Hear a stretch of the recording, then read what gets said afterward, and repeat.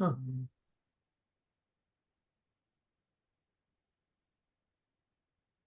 Greetings, hello, welcome to Lionfish Cybersecurity training class. We're gonna go over today what we're gonna do, what topics we're gonna cover here. This is an ongoing series, and this is part one of 10, I believe. We're gonna introduce what cybersecurity is all about. We're gonna talk about different kinds of requirements, all these different things here on this list of items that we have. We're gonna go through it. I go through things somewhat quickly, and I don't dwell very long on each topic. I kind of go through them as so. If you if you like fast paced, um, quick, and not something that's going to be slow, then you're in for a ride here because I go pretty quick, and I like to go quick because I just get bored a lot of the times during these types of things, and I want it the pace to go so I can pretty much learn something. But if you need to have me go slower, I can do that for you by having a one-on-one session. So cybersecurity, it's very, you know, it's a diluted word. It used to mean something a little less. It used to just mean, encryption and password management. Not so much what it means now. Now it means a lot more. It's like the security word got exploded after 9/11, and now security means almost hundreds of thousands of different things. So cybersecurity also really has a lot of different contexts and different ways of going about understanding what it is. From my perspective, and from the perspective of this session, cybersecurity is really going to cover meeting compliance of these different frameworks, and the frameworks are like NIST, and these frameworks were created by the government to try to stop hackers from or foreign governments, or even physical operators, people who are breaking in, like thieves and types of things. So it covers cyber, it covers a little bit of the physical, it covers a little bit of the psychological makeup of some individuals. Like, you have to, in some of these compliance engines, you have to be on the lookout for like weird behavior. So they kind of lump that into these frameworks, even though they're not really. I wouldn't call them cybersecurity, someone's state of mind, or if someone's dealing with like some North Korean agents or something. I mean, that's not really super cybersecurity related, but they kind of push it in a little bit here and there. And then there's physical stuff. I mean, cyber kind of means, in the cloud or in the internet and that kind of thing. But they cover a lot of physical things, where you would store a paper document and that kind of thing.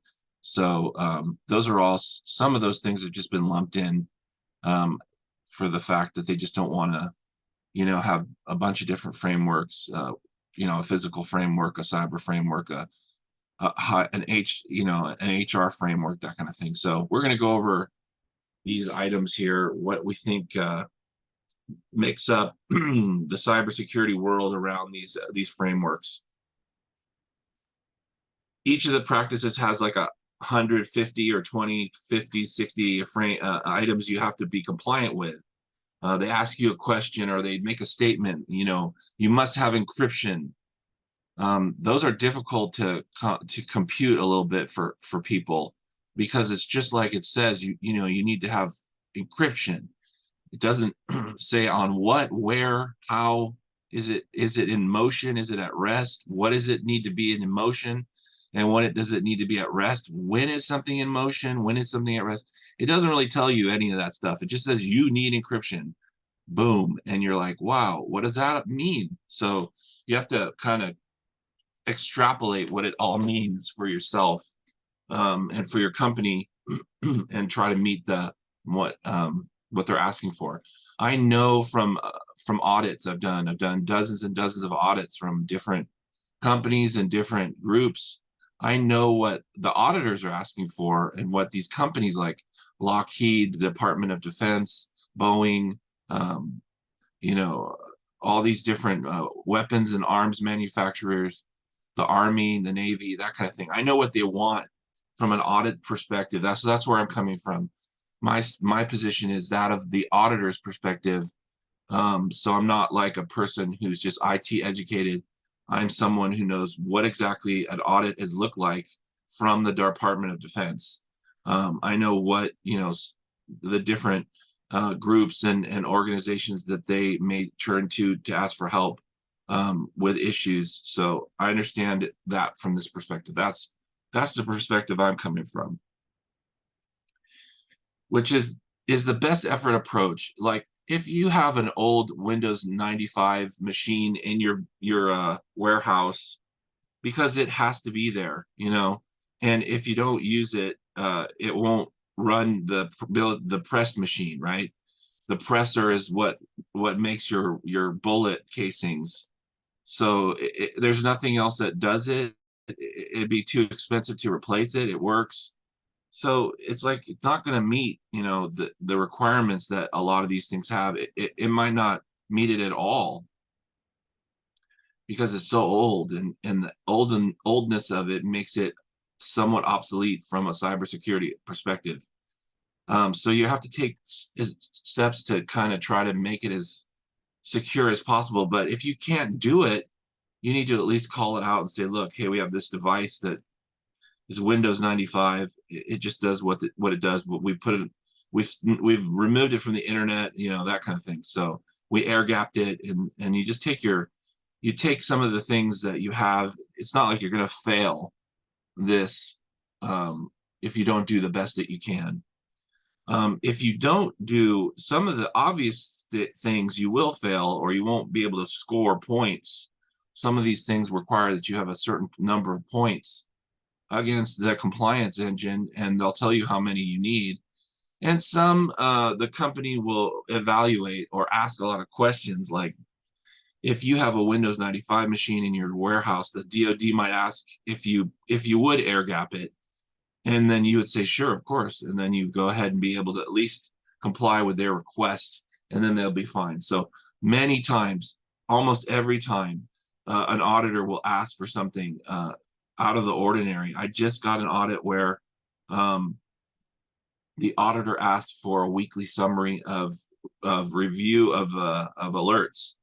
So I have to produce a weekly summary document and send it to them every Friday saying, I reviewed the alerts. And so that's what they wanted to be, to have them, remain their gold compliance. Which goes on to the fact that some of the controls require evidence. And that document I just sent them is, every week is the evidence of what I've done. So like I just said, if I need to give this document over to them, every week I got to put it somewhere, and then wherever I put it is a location that evidence is in. And now they're going to ask next year, did you do this activity? And they're going to say yes, and then they're going to ask for evidence of it, and I'm going to show them the folder where there's 100, 200 of these weekly evidential reports. Okay, so next, what we're going to get into is some of the basic stuff you need to that cybersecurity wants, what it needs. The first thing is identity.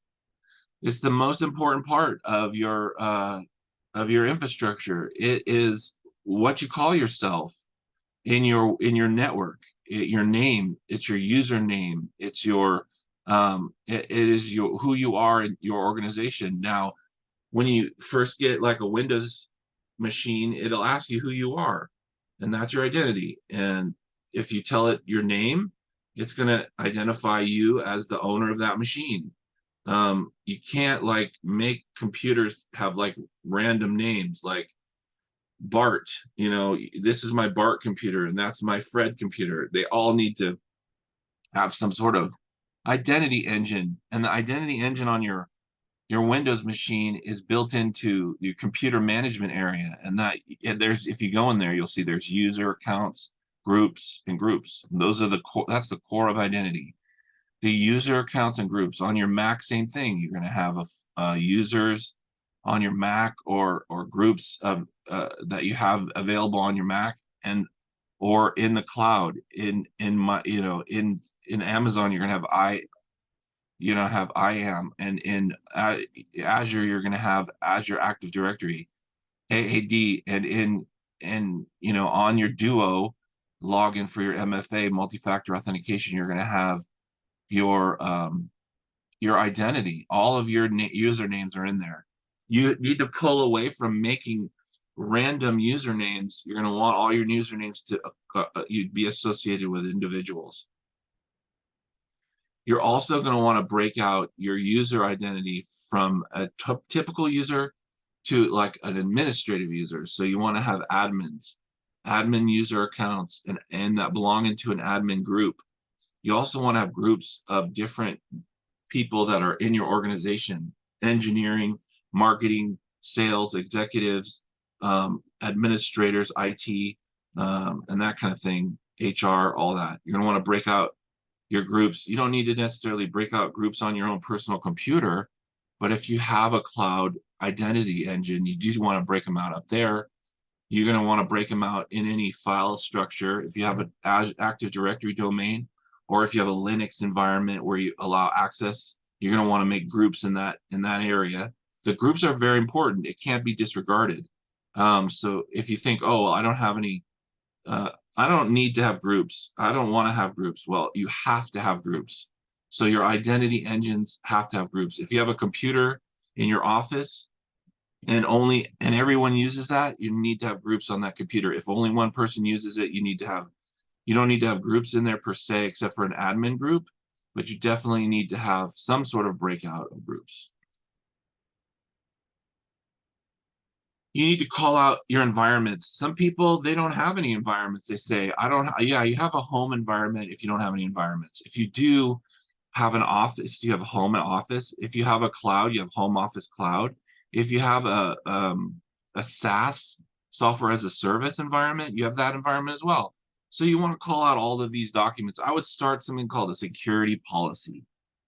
And in the security policy, you would call out that you have created identity, B, that you have a home office, a VPN, an office. If you don't have an office, you would want to say, if you did have an office, this is how it would be treated.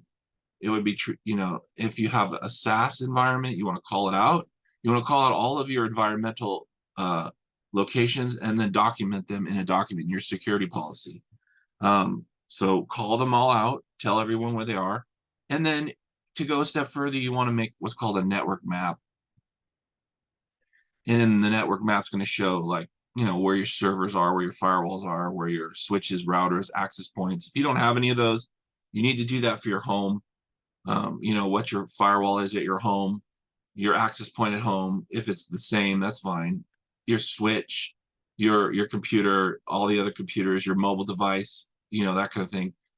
Make a map in, PowerPoint or even in Word. You can make maps in any kind of program to show people what you have. I just talked about the security policy. So everything you do, every policy you have, all of these things are called controls. All the requirements are called controls from these different frameworks. The frameworks are like NIST or CMMC. So the framework is going to have a control. The control requires a document. I would create a document for every control, and you can combine all the documents into your security policy. I wouldn't have a security policy that had all the documents in it, because some of the documents are sign-in sheets and stuff like that. But if you have a section in your security policy that says, we have a sign-in sheet, see sign-in sheet document 5-6-1. That's great. That's what I would do. So you keep every track of all your documents. You want to create a document for every single thing. What do the documents look like? Yeah, they all have to have the same look. They all have to have like a section in them that says what it is, who owns it, when it was created, when it was changed, and then at the bottom right-hand corner, you want to have somebody who's going to sign off on it. This is like a change control methodology. So if you ever see a change control document, it has the fundamental components of what you need to have in every one of your documents. You know, owners, sign in, title, purpose. But you only need to do that once for your documents. So it's not a lot of work, but you definitely need to start using the change control methodology, revision number, and all that for your documents.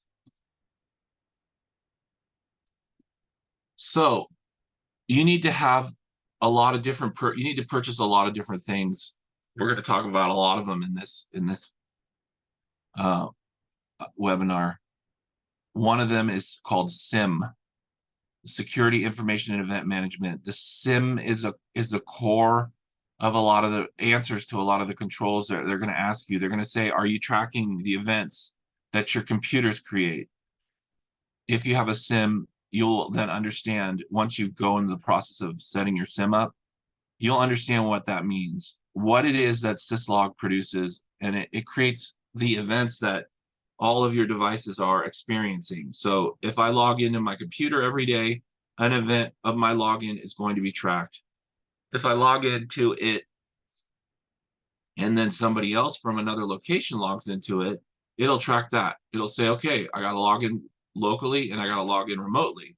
It'll track that, and that might create an alarm inside your SIM, because your SIM has a AI module in it.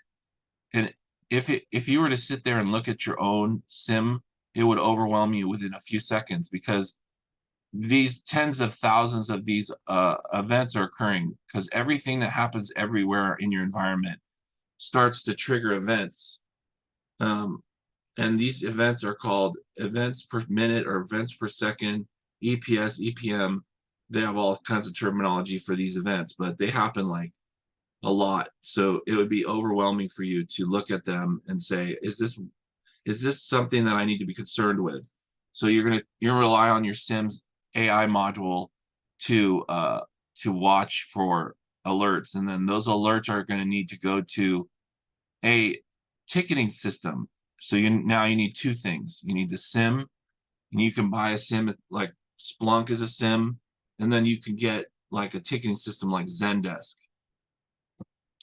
So now you need two items. You need to buy them. They're going to be ongoing fees monthly, but you need to have them, the SIM and the ticketing system. The SIM feeds the ticketing system. Whenever the SIM gets an alert, it shoots it over to the ticketing system.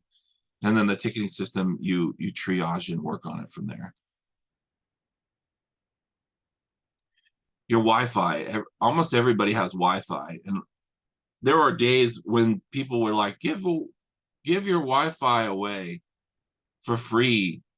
You know, just open it up, open, unencrypted, open. Well, those, you can't do that. You have to have all kinds of different controls that lock down your Wi-Fi. One of them is encryption. You need to have a SSID, and you need to have a encrypted passphrase, and it can't be like some weekend one where it's like 8 letters or whatever. You have to have more advanced encryption levels, and you have to have like identity. After you log in, what is it? Who is it that's logging in? Can you challenge them for a username and password? Do they have to have a certificate to get to correspond to get in? Is there two-factor authentication built into your Wi-Fi? You're going to want to make your Wi-Fi as secure as possible. And these things are all done within your Wi-Fi device. And then you just take screenshots of your settings. That's your evidence. So how do I show evidence that I'm encrypting my traffic on my wireless? You're like, how do I show that? Well, you take screenshots of this configuration settings, and that becomes the evidence for your for what you need to show your auditor. But you're also going to need to have a mobile device Wi-Fi policy, which we talked about earlier, documentation. This can be a separate policy, or it could be part of your security policy framework. You have a section in there called Wi-Fi or mobile device management, and then you describe, here's the types of encryption we use. Here's the two-factor authentication we use.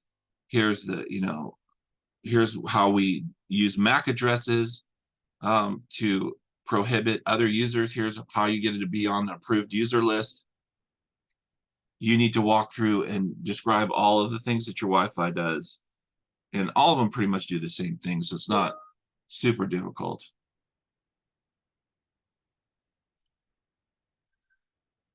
Monitoring. We call monitoring RMM, remote management and monitoring, remote monitoring management. So RMM, we call that. So what is monitoring? If you have a server, you need to monitor it. How do you monitor it? You put up, you sometimes put what's called an agent or a probe or appliance on site at your office, and then you point it at the SNMP, WMI, or the agent of that device, and then it returns to you its status. It'll tell you, I am up, I have adequate amounts of RAM, I have excellent amounts of disk space, I have sufficient resources to accomplish my work. And then it's going to also tell you, I am under warranty, possibly, and it could possibly tell you I have appropriate patches.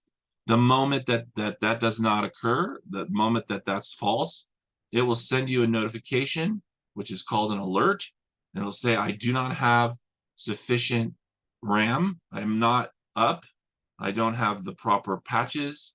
It'll send you an alert, and that alert will, of course, go to your ticketing system, and then you will work through all of those alerts. So up, down, access, patching, security vulnerabilities. All these things should be reported by your monitoring tool, and all of them should be actioned by your ticketing system.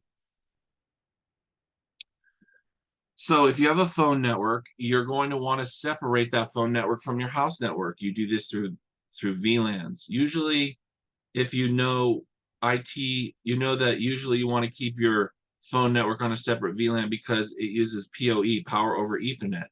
And the power over Ethernet is a special switch you have to buy, which supports your phones. Those switches allow for phones to be powered up on the Ethernet line versus a physical plug-in. So your phone network is going to be different than your house network. And the house network and phone network can be separated because you're using different switches. And the switches of the phone network that you buy, the PoE switches, are usually what's something called layer 2. And they allow for a separate set of IP addresses for your phones. So you want to keep those things separated. You want to take screenshots of that separation, and then you want to describe how your phone network is set up with a network diagram in order to show an auditor that you are compliant. So keep your phone network separate from your house network. MFA, multi-factor authentication, two-factor authentication. You need that. You must have it. So it's not like, oh, I'll skip it. No. Multi-factor authentication, logging into your computers, logging into your telephone, logging into your firewall, your switches, everything must have two-factor, everything everywhere. So two-factor needs to be enabled. You can get two-factor through Microsoft, you can get it through Duo. There are all kinds of vendors out there that'll sell you two-factor authentication. You need to buy it, you need to implement it across your infrastructure. You know two-factor authentication. I'm sure you've used it if you have a bank account or some kind of an account online. Usually it'll want you to set up some sort of two-factor authentication where it'll give you a 6-digit code to enter, and then you document this and you show evidence of the product that you've got, and that will meet this cybersecurity requirement. Vulnerability scanning. You need to have a third-party group run a vuln scan on your network, most likely. You don't. I've seen people do their own vuln scans and get away with it. So I don't suggest you do that. a lot of the different lot higher end organizations like Lockheed Martin will require a third party to do it. They won't accept you doing it on your own. So or Department of Defense, but you could do security vulnerability scanning on your own, especially external vulnerability scanning, what we call penetration testing. So if you have external penetration tests, then um, you're going to want to have that done by a third party. Now, penetration tests and security scanning, they are like can be super complicated. You can make a penetration test externally be a social penetration test. You could have it be a physical, you could have it be an intrusive penetration test where people try to power hammer your environment to see what happens. So there are all different kinds of pen tests. Which one is right for you? I will tell you, you really just need to scan your IP addresses. It's the weakest of the penetration test categories, but it'll show that you're making compliance. No one's going to say, oh yeah, you need to do a phishing attack, or you need to do social engineering on your users, and that will meet your penetration test. No one's going to say that to you. But if you have nothing to show for it, they're going to be like, well, what are you going to do? You're going to want to hire a third party to run a scan on your network devices, and then that report of your open items is going to be your scan results. Now, it's going to have some results if you have external IPs. Anything that comes up in the vuln scan, you need to feed into your ticketing system so that you can triage and fix it. Now, if you don't fix it right away, you need to create something called a POAM. So the POAM is a plan of action. So if you intend on fixing something in the future, you're going to need to create a POAM. And a POAM is really just an Excel spreadsheet with the problem, the owner, the time, when it's going to be fixed, when it was fixed, that kind of thing. So it's not a really deep level document. So you can get a POAM from any of these. You just Google it, grab a POAM from. It's super simple. You can make your own POAM. I've done it 100 times. So if you get a vulnerability and you can't fix it immediately because it's going to require a lot of work in your environment, it says, okay, look, one of your products is out of compliance with our with the security infrastructure of the world or whatever, like your Exchange server is out of compliance and everyone in the world has the same issue. You're going to need to remediate it, and remediation requires a plan. So you're going to put that in your POAM. So vuln scan external. If you want to try to do it internally and you want to do it yourself, then that's fine. But I just warn you, some of these different groups will what's it called? Will come up with a different set of requirements. So we got a chat request. Do you recommend doing vulnerability scans then directly pen test? I do. I do recommend doing a vulnerability scan internal on your network. I call the internal network scan a vulnerability scan, and I call the external vulnerability scan a pen test. Yeah, you should do a pen test right after you do your vulnerability scan. Get your house in order internally and then do an external vuln scan. Endpoint detection and response. So EDR is antivirus, anti-malware, anti-phishing attacks, viruses. This is all, we're familiar with this. It's nothing I really need to go super in depth about, because endpoint detection and response is the way we live. But they call it EDR because now, malware bytes and ESA, some freeware antivirus product doesn't cut it no more. You want to have a centralized location that, like WebRoot, for instance, will do that for you. They have anti-malware, ransomware, virus, and phishing school. WebRoot, perfect. They will build it. They've built a single pane of glass. It keeps track of all your endpoints. You don't want to have something that doesn't keep track of all your endpoints. That's the key here. So you know what antivirus is, but you may not know that you just can't install Windows Defender on all of your computers because you don't have any centralized management of it and you can't do any reporting or anything like that. Network assessment and ongoing support. So you constantly want to be wary of what your network is built with. If you don't have next generation firewalls, you want to get next generation firewalls. If you don't have one thing or another, you want to get it and have it and know about it. And you want to review your infrastructure. You want to review things every couple of months. So you could sit down with another IT person and just say, here's what I got. You could sit down with yourself and just say, here's what I got, and think about what you're doing and what you're setting up and working with. So you want to do that every couple of months, just an overview. One of my customers, they said, oh man, we don't have MFA on this. So it was just one part of their company that they'd neglected to put MFA on. So we had to put it on the POM. We had to fix it. And then, when we got audited, there was a lot of questions about it. And it was good that they put it all up there, gave the auditors something to concentrate on versus blanks on everything. You don't want to have a POM with nothing in it, because your POM actually has what you worked on in your network. And even if you just put patches in there, I patched my network on the Thursday or whatever, I patched my switch or whatever, put it in there so you have something to show for it.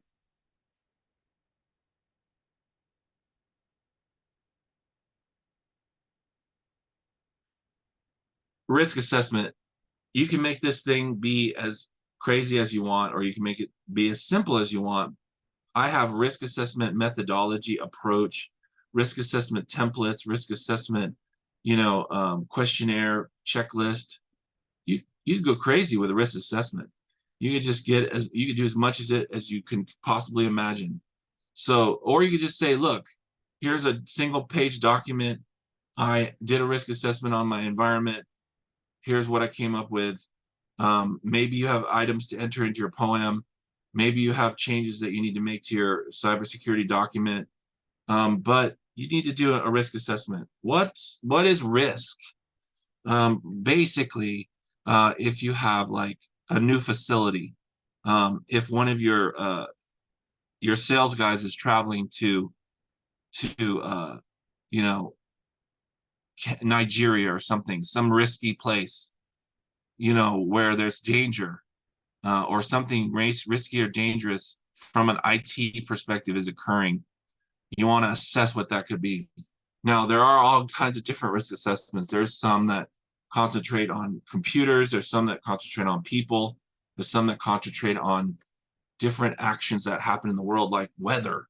So if there's a storm or some sort of hurricane, that is a risk, yes. So you can call those things out in your risk assessment and say, look, if a hurricane occurs and our facilities are down with power for F5 days or whatever, here's what our plan is. So you're going to want to identify the risk. You're going to want to have a document which talks about the risks. Everyone has risks, so you're going to want to put it in there. There's standard risks like weather, for sure. Can't get away from that anywhere you are in the world, or earthquakes or acts of God. So if you're not even in a risk mood to talk about a lot of risk, I would just talk about the weather and acts of God, hurricanes, tornadoes. But you can get super deep on risk. You can even be risky as saying, okay, what happens if our VP of IT is kidnapped and held for ransom or whatever? You can go as deep as you want here, and there's no guidelines. But I would suggest that at least you talk about weather and acts of God in your assessment and say, look, here's what we would do. And then you can spawn something called a disaster recovery plan out of that. And if there's risks come with disasters. So if you have a disaster, then you want to identify what you would do in the event of a disaster. And it's all hypothetical. So encryption. Encryption is now part of your world. You want to encrypt all your computers, your laptops, your phone. You want to encrypt all the data in your environment, whether it's at rest or in motion. These are actual things. Data at rest and data in motion. So you want to make sure that everything's encrypted. What encryption do I use? Well, guess what? The government has come up with your your answer. It's called FIPS, FIPS. So you need to be FIPS compliant.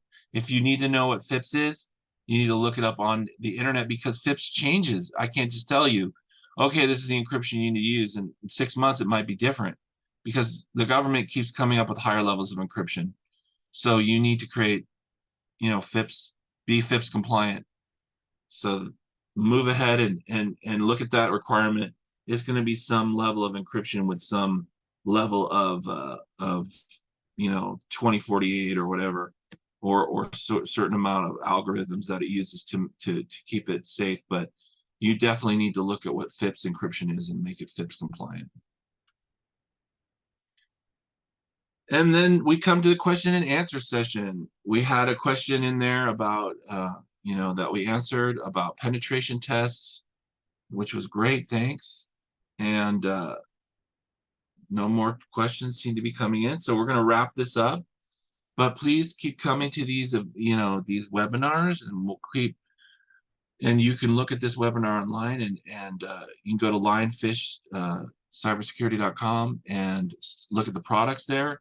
But all of the things that we're talking about are addressed by Lionfish, and so that they can help you become compliant.